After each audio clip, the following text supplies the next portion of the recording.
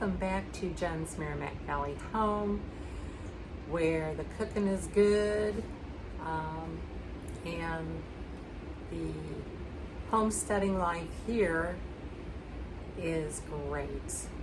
And today it's a little chilly out. It has warmed up some, but we're in the Midwest and you never know when that's going to change.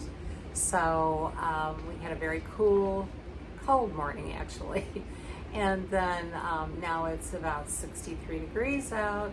And then by time around 5 o'clock rolls around, it's going to start getting cold again. So that is Missouri weather. That is what we deal with each and every year, each and every day sometimes. But today, I know that we had talked about doing some dinner recipes, but the recipe I'm going to make today, and we will get to those dinner recipes, but today we're going to make something that I thought was just going to be super delicious for the weekend, and something that your family can have for a dessert. I know that my husband needs desserts. He likes desserts, and thus I like to occasionally partake of some really nice desserts myself. So with that, today we're going to be making butternut squash bread. It is flavored with warm spices, and it has chopped nuts, which are optional. You could also add raisins, which are optional also, or you can just leave those out. Now, my husband Todd, he can't eat walnuts, so I leave those out. I do not have raisins today, so we're just going to make a plain butternut squash bread, which should be good on just its own. You can make this, it's a great bread for Thanksgiving as well, and a delicious way to use butternut squash. So just come join me with us, and we're going to start making some bread here in just a minute, so y'all be with me. Okay, welcome back. We are ready to make our butternut squash bread. And like I said at the beginning, you can add walnuts to this, chopped walnut, or raisins, whichever you prefer. I'm just making this a plain butternut squash bread just because my husband cannot eat walnuts, okay? So first of all, we are going to start out with 2 bowls here. My trusty mixing bowls that I love so much from the Dollar Tree. We have cinnamon, and we've got some ground cloves. Got my baking powder, my sugar, my salt. It calls for butter, but since I'm low on butter, I'm going to make it with some lard, which is a fine substitute for butter. Okay? And then, of course, my measuring cups, and you'll need like a cup, a measuring cup for 1 cup, and a measuring cup for 1/3 of a cup, and, of course, a teaspoon. All right, so here we go. We're going to start the process here. So we're going to start in 1 bowl here. Excuse me. We're going to start with 2 2/3 cup of white sugar. So this is a 1/2 cup I'm using. So we're going to do 1, 2, and I'm going to eyeball the 2/3.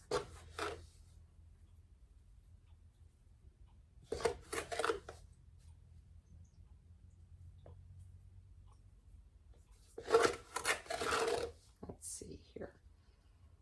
1/3. Do I have my 1/3 cup? I think yes, I do. Actually, it'd be a little bit. I was going to eyeball it, and I think I better just go ahead and use my 1/3 of a cup. There we go. All right. Now we're done with the sugar. All right. So the next ingredients is, it says butter, but it's going to be our lard. And we need 2/3 of a cup of this.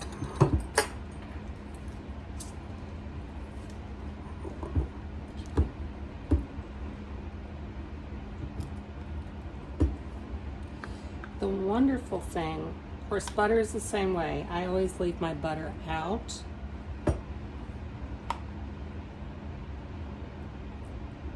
So there's 1/3. And then we're going to do another one of these. First of all, we're going to start out with 2 bowls here. My trusty mixing bowls that I love so much from the Dollar Tree.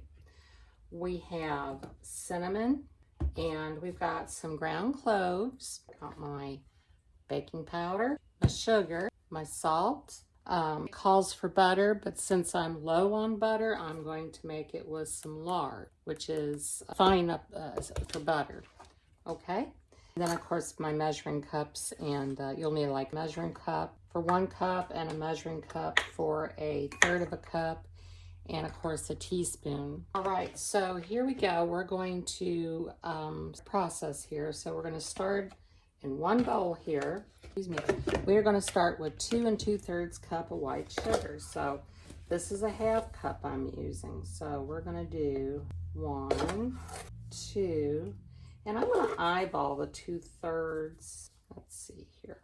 1/3. Do I have my 1/3 cup? I think yes, I do. Actually, it'd be a little bit. I was going to eyeball it, and I think I better just go ahead and use my 1/3 of a cup. There we go. All right. Now we're done with the sugar. All right. So the next ingredients is, it says butter, but it's going to be our lard, and need 2/3 of a cup of this. The wonderful thing, of course, butter is the same way. I always leave my butter out. And then we're going to do another one of these. Should do plenty. Spoon here, or my little spatula rather. All right. Now, those out of the way for just a minute. And I'm going to put my lid back on here. Now, you don't have to keep lard refrigerated. It can go right up into your pantry, your kitchen cabinet, and it does really well. Okay. Now, next is 2 cups of puree, cooked butternut squash. So I already have that puree, and we're just going to, and I've already measured out 2 cups of this, so we're going to dump it right on in.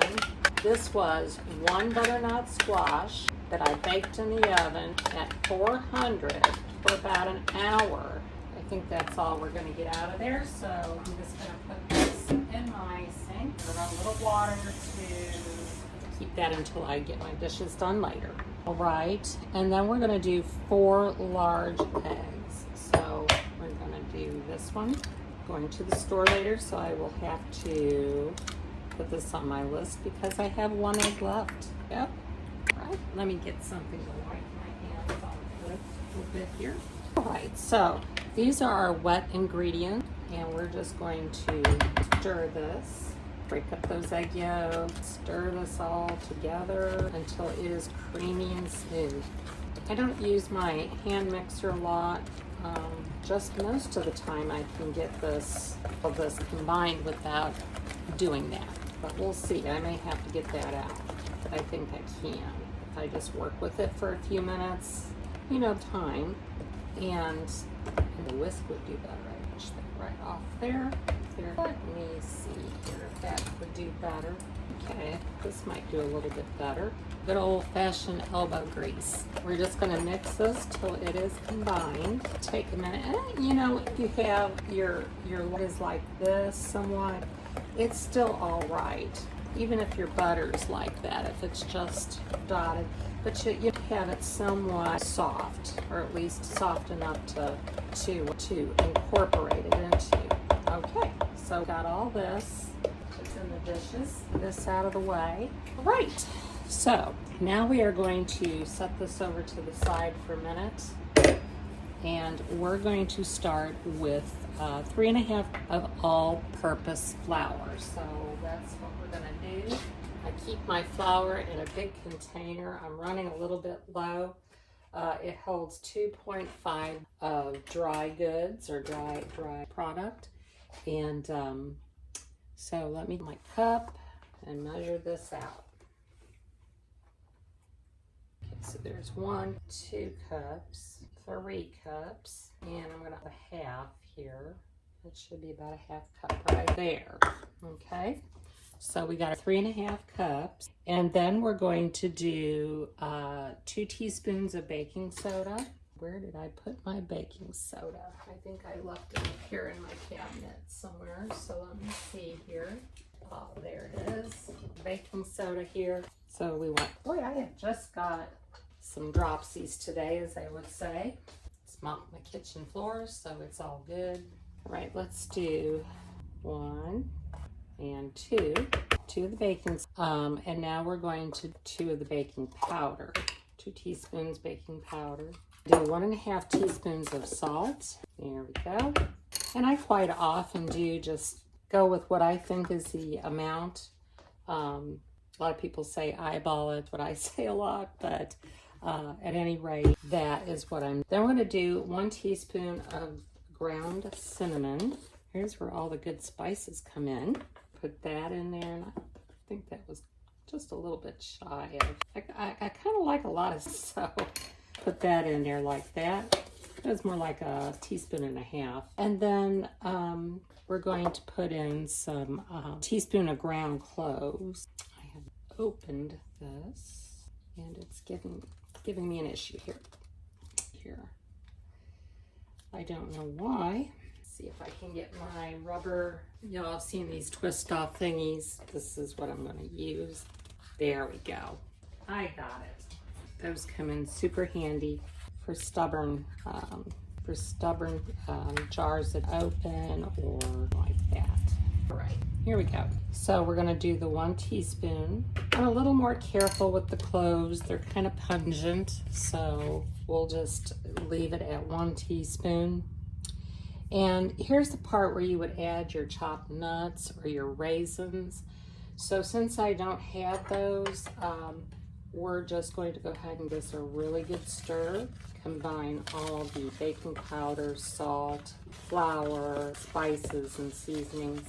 Yeah, you just want to be to where you're combining it together. We don't have to sift it or anything like that. Now we are going to preheat our oven to 350 degrees. We move this out of the way. See how easy this comes together? It's just super easy. Okay, I think that's well combined there. Now we're going to add this wet batter to dry and put that over in the sink. And now we're just going to combine all this together, coming together really well. It's going to be sort of a stiffer batter because it is a bread batter. So just make sure that it is good and combined. Make sure you get way down in there and get all that flour worked in. You see there's still flour coming up from the bottom, and we need to make sure that gets well combined as much as we. Now, if you like these videos that I'm making, and I hope you do, please subscribe and hit the like button right now and share, because that's how all this gets out to everybody else, and it helps me to grow as a channel. And that way I know that y'all are watching, you're subscribing, and I'm doing something good for you all, bringing you some good content. As always, you can leave comments of what you would like to see me make. If you have different ideas about different things, love to hear that too. So just if you want to, go ahead and just head on over, subscribe to my channel, and I would appreciate it greatly. Okay, so I think I got all that, all the flour off of this. So I think it's time for our prepared loaf pan. Be a little bit too much for the 1 loaf pan. We can also use a pan, just either rid or spray it with some butter spray. But let's see how we go here. Let me get my pan. What did I do with my pan? Let's see here. Okay, so I've got my spray pan cooking, and we're just going to see how much of this we can fit in there. And this is a non-stick pan. There we go. It might just go all in one pan. I don't know. We'll see. Even it out a little bit. I'm just going to pour it this way. Get a little bit of flour that comes out with it still. Just kind of blend it in. My cat was, I don't know what she said, but she's talking. I hope y'all been out and about and getting ready to do some fall activities. Okay, now we're gonna smooth this out of the pan. Did I make a mess there? We're just gonna do that. Let me wash my hands. Shake it a little bit and get it all even in there. And then what we're going to do is in our preheated 350 degree oven, we are to bake this for about an hour until toothpick comes out clean. So here we go, we're going to pop it in there. And we are going to make sure that it's cooked, and then we're going to be back in just a little bit when it gets done. I am going to cool it though a little bit before we taste it. So with that, we'll be back shortly after it bakes. Hey there, so I thought while our butternut squash bread is baking, I would show you a few of my fall decorations that I have made in my living room area, and some of the things that I have put around parts of my house. So if you want to come with me, I'll show you what I got. There we go. So there is some fall things up there on the top of my china cabinet. Now down here I have my fall setting on my table. And this table I also use for my Christmas decorations, my village that I have, and a few other things. And then I have made this floral arrangement here. And then we're going to go straight over to where I've made my wreath on my door. Okay, so we have our butternut squash bread. I just took it out of the pan. I let it cool for about a half an hour, and with my nonstick loaf pan, it popped right out of there. And isn't that a lovely looking bread? And it smells delicious. And we're going to taste that and here in just a second. Okay, so now is the time for the test. And I'm just going to cut off a little piece because I really don't want that much right now. But I'm just going to take a little bit off the end here so I can just get a bite of it. All right, now it looks similar to bread, but that's how it looks inside. You can smell the butternut squash in it, and let's try it and let's see how it tastes. You can definitely tell. It's very, very good. If you like fall flavors, you're gonna like. It'll be excellent with the raisins and the walnuts in it, and just a round good bake, just a good bread bake. Maybe you'll try some this weekend. But that's all I have for you for now. We're certainly going to dig into this butternut squash bread more over the weekend. We're just going to enjoy it, enjoy fall flavors. So you all have a good weekend, and I'll see you real soon. And I'll be putting out a few more videos in the next couple days. Bye now.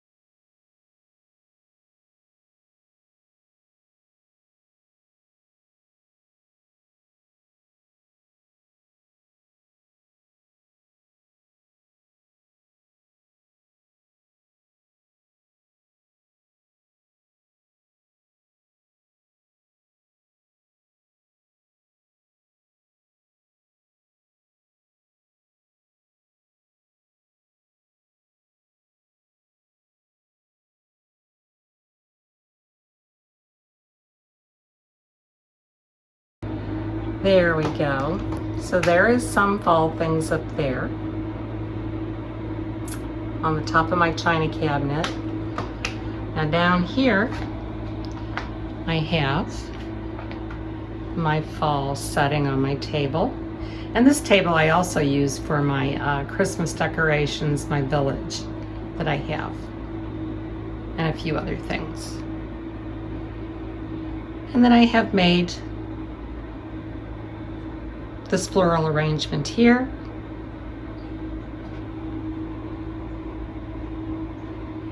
And then we're going to go straight over to where I've made my wreath on my door.